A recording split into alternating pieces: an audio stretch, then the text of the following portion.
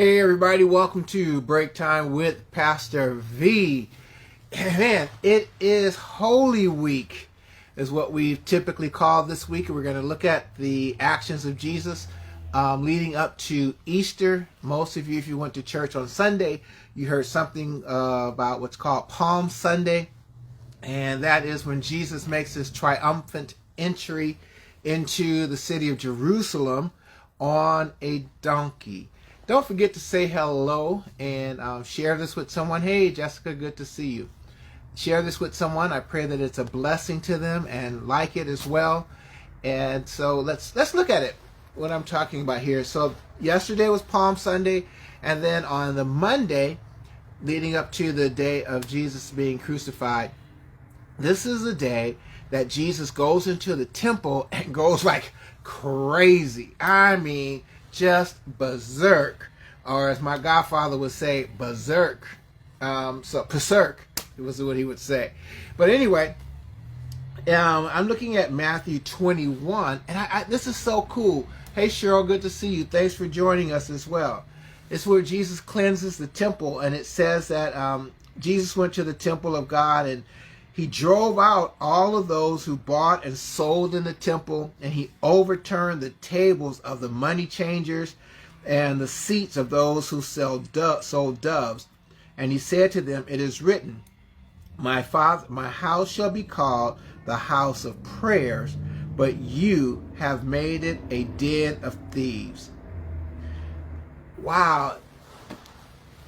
I love this. I didn't see this before, but one thing I noticed, two things. Two things. The first one being is that Jesus wasn't no punk, right?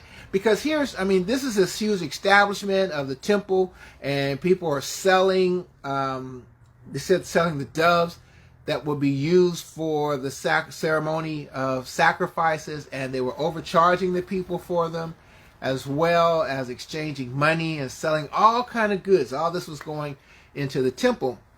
And what these things did, especially the selling of the doves and the animals that were to be offered, they priced them almost so they were unpriceable. The people couldn't afford them, and they were making money off of them. And what I realized, one, that Jesus wasn't a punk, because he had to deal with these people, and he overthrew their tables, and nobody, it doesn't say they rose up and they said, "Hey, what you doing? You can't do this because that's our money." He was messing up their livelihood.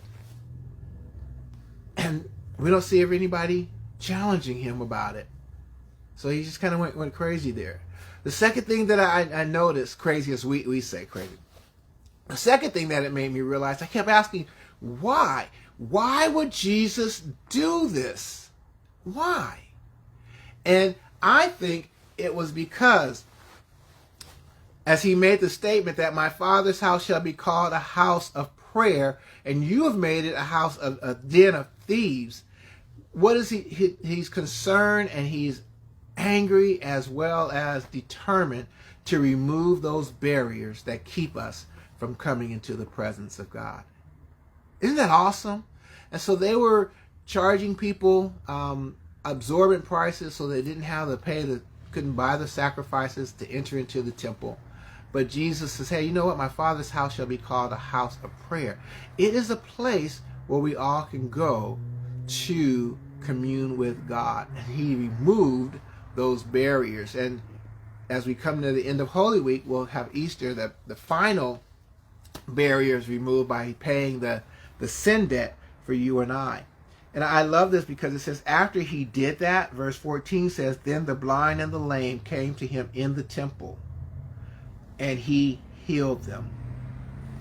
Isn't that something? So now they had access to come into the temple, and they found Jesus there ready to heal them. Because in the presence of the Lord, there's liberty. I believe there's healing.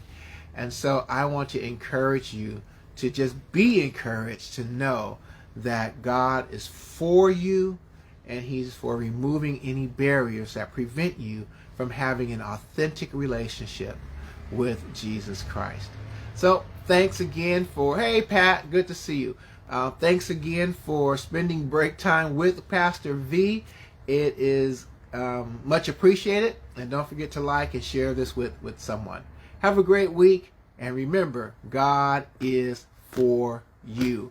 And he will go to the umpteenth mile to remove the barriers that keep us from entering into his presence. God bless you. Have a great day.